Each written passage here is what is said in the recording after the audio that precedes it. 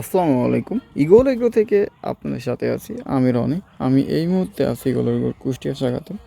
এই যে দেখুন, এটা চাষ হতেছে বাহুবলী। এই চারাগুলো মূলত রেডি হচ্ছে।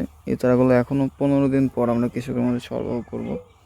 এই যে দেখুন, আপনারা যারা বলেন বাহুবলী চারার এত দাম বেশি কেন, প্রত্যেকটা ট্রেতে কী অবস্থা দেখুন, মনে হয় 50%ও জার্মিনেশন হয় না। এই বেডটার অবস্থা খুবই খারাপ।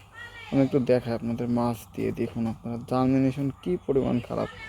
চারাটা যদি ভালো জার্মিনেশন হয় তাহলে চারাটার রেট একটু কমায় রাখা যায়। বাহুবলীর চারার দাম একটু বেশি কেন, এই যে দেখুন বাহুবলীর জার্মিনেশনের অবস্থা খুবই খারাপ জার্মিনেশন। এই ট্রেতে মনে হয় 20টা চারাও বের হয়নি। এখানে কিন্তু 110 সেলের একটা ট্রে। এদের দেখুন চারা কিন্তু কয়টা চারা বের হয়েছে মাত্র। তবে যদি চারা বের হয় তাহলে চারার দামটা একটু বাড়বে, আমাদের কিছু করার নাই।